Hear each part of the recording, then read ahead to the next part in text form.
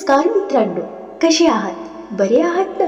मित्रांनो, आई हा शब्द उच्चारताच आपल्या डोळ्यांसमोर एक चेहरा उभा राहतो, ज्याने आपल्यासाठी स्वतःचं आयुष्य संपूर्ण जगलं. पण आपण कधी स्वतःला हा प्रश्न विचारलाय का? ज्याने आपल्यासाठी सगळं काही केलं, त्याच्यासाठी आपण काय केलं? आजची कथा आहे अशाच एका आईची. नमस्कार मंडळी, मी चित्रा, तुमच्यासाठी प्रेरणेचा नवा आवाज आणि तुम्हा सर्वांचं स्वागत आहे चित्राज व्हॉइस मराठीवर. इथे प्रत्येक शब्द तुम्हाला देईल नवा आत्मविश्वास, नवी ऊर्जा आणि यशाची प्रेरणा. इथे तुम्हाला मिळेल प्रेरणादायी विचार, सकारात्मकता आणि आयुष्य जगण्याची नवी ऊर्जा. चला तर मग सुरुवात करूया आपल्या या प्रेरणादायी प्रवासाला आपल्या मनापासून. एक छोट्याशा गावात सुमन नावाची एक स्त्री राहत होती. तिचं घर मातीचं होतं. छपरातून पावसाळ्यात पाणी गळायचं. भिंतींना भेगा पडल्या होत्या. पण त्या घरात एक गोष्ट खूप श्रीमंत होती, ती म्हणजे प्रेम. सुमनचा नवरा आदित्य फक्त 5 वर्षाचा असताना एका अपघातात गेला. त्या दिवसापासून तीच आई, तीच वडील, तीच मित्र, तीच शिक्षक, सगळेच बदले. लोक म्हणायचे, अगं सुमन, एवढं कष्ट करून काय उपयोग? मुलगा मोठा झाला की तुलाच विसरेल. सुमन फक्त हसायची आणि म्हणायची, माझा आदित्य तसा नाही. दररोज पहाटे 4 वाजता ती उठायची. 2 घरची भांडी घासायची, शेतात मजुरी करायची, रात्री लोकांचे कपडे शिवायची, हाताला फोड यायची, पायाला भेगा पडायच्या. पण मुलाच्या चेहऱ्यावर हसू दिसलं की तिचा सगळा थकवा नाहीसा व्हायचा. एक दिवशी शाळेतून आदित्य रडत घरी आला. आई, उद्या शाळेत सगळे नवीन बूट घालून येणार आहेत, माझ्याकडे नाहीत. सुमनने त्याच्या डोक्यावर हात ठेवला. उद्या तुझ्याकडेही असतील बाळा. पण घरात फक्त 50 रुपये होते. त्या रात्री सुमनने स्वतःचं मंगळसूत्र गहाण ठेवलं. दुसऱ्या दिवशी आदित्यच्या हातात नवीन बूट होते. तो आनंदाने शाळेत गेला, पण त्याला कधीच कळलं नाही, त्या दिवशी त्याच्या आईने स्वतःच्या आयुष्याची शेवटची आठवण गहाण ठेवली होती. काळ पुढे सरकत गेला. आदित्य अभ्यासात खूप हुशार होता. गावातील शिक्षक म्हणाले, याला शहरात पाठवा, हा खूप मोठा अधिकारी होईल. सुमनच्या डोळ्यात आनंदाश्रू आले. तिने पुन्हा कर्ज काढलं, लोकांची उधारी घेतली, पण मुलांचं शिक्षण थांबू दिलं नाही. शहरात जाताना बसमध्ये बसलेला आदित्य खिडकीतून हात हलवत होता आणि खाली उभी असलेली सुमन डोळ्यातलं पाणी लपवत फक्त एकच वाक्य म्हणाली, बाळा, मोठा माणूस हो, पण माणुसकी कधी सोडू नकोस. बस निघून गेली. धुळीचा ढग शांत राहिला, पण एका आईचं रिकामं झालेलं अंगण कधीच भरलं नाही. बस गावाच्या हद्दीबाहेर निघून गेली. आदित्यच्या डोळ्यात मोठी स्वप्न होती आणि सुमनच्या डोळ्यात फक्त मुलाच्या यशाची प्रार्थना.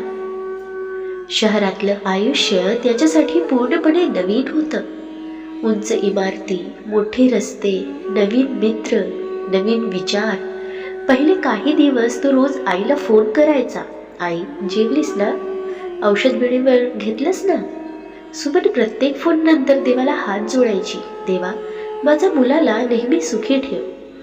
पण दिवस महिन्यात बदलले, महिने वर्षात बदलले. अभ्यास पूर्ण झाला. आदित्यला एका मोठ्या कंपनीत नोकरी मिळाली. पहिला पगार हातात आला.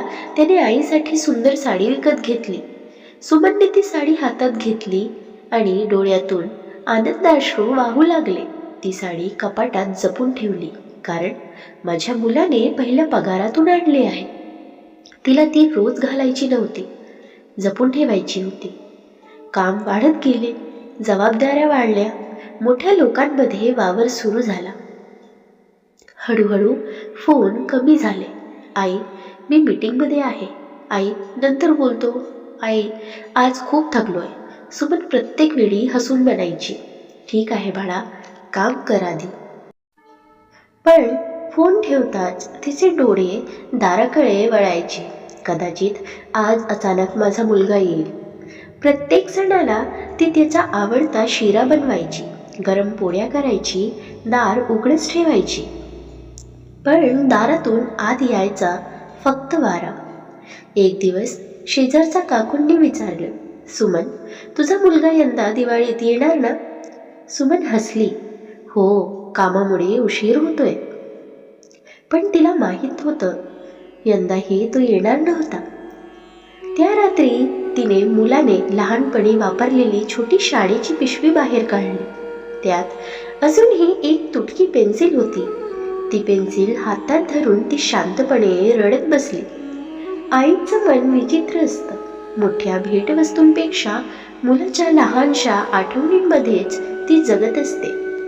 आणि त्या रात्री पहिल्यांदाच तिने देवाला एक प्रश्न विचारला. देवा, मी माझ्या मुलाला खूप मोठं बनवलं, पण तो माझ्यापासून इतका दूर का गेला? त्या प्रश्नांचं उत्तर देवानेही दिलं नाही, कारण त्या उत्तराची वेळ अजून यायची होती. दिवस पुढे सरकत होते. सुमनच्या केसांमधला काळा रंग आता पूर्णपणे पांढरा झाला होता. हातांवरच्या सुरकुत्या वाढल्या होत्या, पण दाराकडे पाहण्याची सवय मात्र अजूनही तशीच होती. दररोज संध्याकाळी ती अंगणातली जुनी खुर्ची बाहेर काढायची आणि गावाकडच्या रस्त्याकडे एकटक पाहत बसायची. कोणी विचारलं, काकू काय बघताय? ती हसून म्हणायची, माझा आदित्य कधीही येईल. पण तो दिवस कधीच आला नाही. एका रात्री अचानक सुमनच्या छातीत तीव्र वेदना सुरू झाल्या. शेजाऱ्यांनी तिला गावातील दवाखान्यात नेलं. डॉक्टरांनी तपासणी केली आणि शांत आवाजात म्हणाले, यांना लगेच शहरात मोठ्या रुग्णालयात न्यायला हवं. शेजाऱ्यांनी आदित्यला फोन लावला. एकदा, दोनदा, 10 वेळा. शेवटी फोन लागला. हॅलो आदित्य, मी तुझ्या शेजारी बोलतोय. आईची तब्येत खूप गंभीर आहे. शक्य तितक्या लवकर ये. आदित्य काही क्षण शांत राहिला. त्याच दिवशी कंपनीची अत्यंत महत्त्वाची मीटिंग होती. त्याचा बढतीचा निर्णय होणार होता. त्याने मनाशी विचार केला, आजची मीटिंग संपली की लगेच निघतो. तो स्वतःला समजावत राहिला, काही तासांनी गेलो तरी चालेल, पण आयुष्य कोणासाठी थांबत नाही. रुग्णालयात सुमन शांत पडली होती. डॉक्टरांनी विचारलं, तुमच्या मुलाला कळवलं का? ती हसली. हो, तो येतोय. माझा मुलगा मला कधीच एकटी सोडणार नाही. त्या शब्दांमध्ये किती विश्वास होता हे फक्त आईच समजू शकते. रात्र झाली. घड्याळाने 10 वाजले, मग 12, मग 2, पण आदित्य आला नाही. सुमनच्या हातात अजूनही तिच्या मुलाने पहिल्या पगारात दिलेली ती छोटीशी साडी घट्ट पकडलेली होती. तिने ती छातीशी धरली आणि डोळे मिटले. अचानक तिने डॉक्टरांना हळू आवाजात विचारलं, डॉक्टर, माझा मुलगा आला का? डॉक्टरांच्या डोळ्यात पाणी आलं.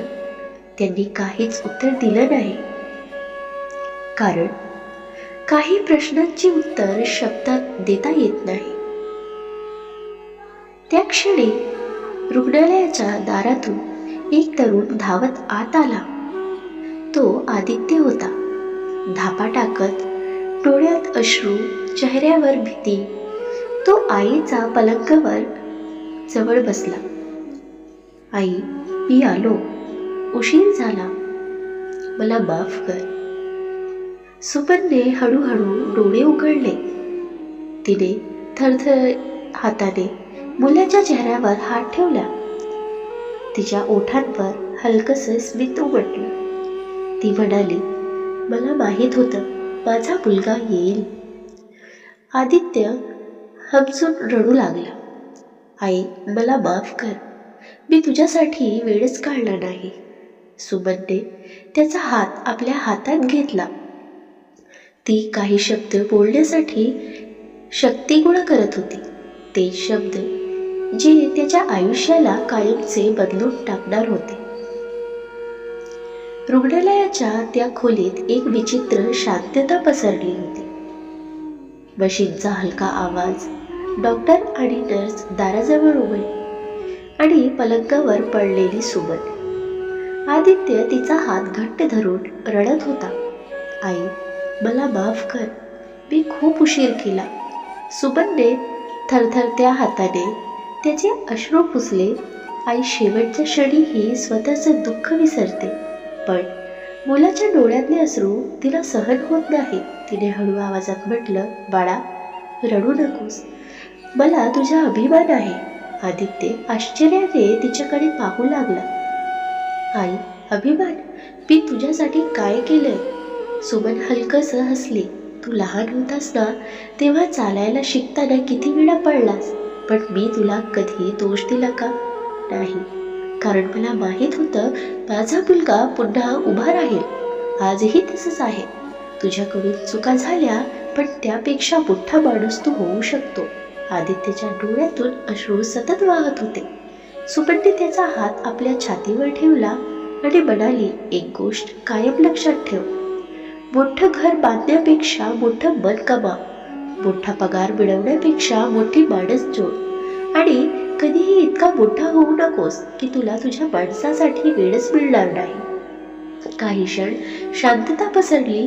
मग तिने शेवटचे शब्द उच्चारले, बाळा, मी जात आहे, पण माझ्यासाठी रडू नकोस. माझ्यासारखा प्रत्येक वृद्ध आईमध्ये मला शोध. ज्या आईवडिलांना त्यांच्या मुलांची वाट पाहावी लागते त्यांच्यासाठी वेळ दे. त्यांच्याशी 2 शब्द प्रेमाचे बोल. माझा आत्मा तिथे सुखी होईल. हे बोलून तिने आदित्यचा हात अलगद दाबला. तिच्या चेहऱ्यावर समाधानाचे स्मित उमटलं आणि तिचा श्वास शांतपणे थांबला. त्या दिवशी आदित्यने फक्त आई गमावली नाही, तर स्वतःचाही एक भाग हरवला. अंत्यसंस्कारानंतर त्याला आईच्या कपाटात एक जुनी वही सापडली. त्या वहीत दररोज एकच प्रार्थना लिहिलेली होती, देवा, माझ्या मुलाला कधीच दुःख देऊ नकोस. त्याच्या वाट्याचं दुःख असेल तर ते मला दे. हे वाचताच आदित्य कोसळला. त्याला उमगलं, आईने आयुष्यभर त्याच्याकडून काहीच मागितलं नव्हतं. फक्त थोडा वेळ, थोडं प्रेम आणि 2 शब्द, आई, तू कशी आहेस? त्या दिवसानंतर आदित्यने मोठी नोकरी सोडली नाही, पण आयुष्य जगण्याची पद्धत बदलली. तो दर आठवड्याला वृद्धाश्रमात जाऊ लागला. प्रत्येक आईला आई म्हणू लागला. त्याच्या गोष्टी ऐकू लागला. त्याच्यासोबत जेवू लागल्या. आणि प्रत्येक वेळी त्याच्या डोळ्यांसमोर स्वतःची आई उभी राहायची. वर्षानंतर एका कार्यक्रमात त्याला विचारलं गेलं, तुमच्या यशाचं सर्वात मोठं रहस्य काय आहे? तो हसला आणि म्हणाला, माझ्या आईचे शेवटचे शब्द. त्यांनी मला यशस्वी माणूस नाही तर चांगला माणूस बनवलं. शेवटचा संदेश. मित्रांनो, आपण पैशांसाठी वेळ काढतो, कामासाठी वेळ काढतो, मोबाईलसाठी वेळ काढतो, पण ज्यांनी आपल्याला चालायला शिकवलं त्यांच्यासाठी दिवसातून 5 मिनिट काढतो का? आत्ताच आई किंवा वडिलांना फोन करा. त्यांना एवढंच सांगा, तुम्ही आहात म्हणून माझं आयुष्य सुंदर आहे. कारण उद्याचा दिवस आपल्या हातात नसतो, पण आजच्या प्रेमाचा एक क्षण संपूर्ण आयुष्य सुंदर करून जाऊ शकतो. मित्रांनो, दररोज सकारात्मक विचारांसह आपण भेटत असतो. तुमचे जीवनही असेच सकारात्मक विचारांनी भरून जावो. तुमच्या मनातील सर्व चांगली इच्छा आकांक्षा पूर्ण होत तुम्हाला सुखसमृद्धी लाभो ही ईश्वराच्या चरणी प्रार्थना. मित्रांनो, तुम्हाला हा व्हिडिओ कसा वाटला कमेंट करून नक्की सांगा. व्हिडिओ आवडल्यास लाईक शेअर करायला विसरू नका आणि अशी छान छान कथा आणि सुविचारासाठी चॅनलला सबस्क्राईब नक्की करा. भेटूया पुन्हा एका नवीन व्हिडिओमध्ये. तवर स्वस्थ रहा, मस्त रहा, आनंदित रहा. धन्यवाद.